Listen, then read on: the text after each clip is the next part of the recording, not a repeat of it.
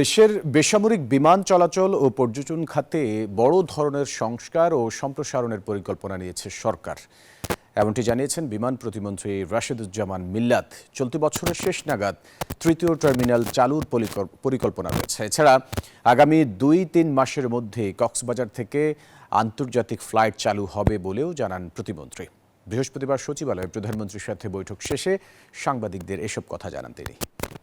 আমরা third terminal open করব।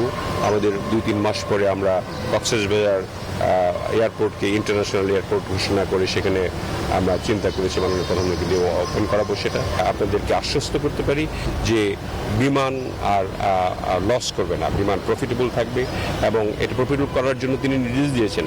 না দিলে আমাদেরকে জবাবদিহি করতে হবে তা মাননীয় প্রধানমন্ত্রীর কাছে।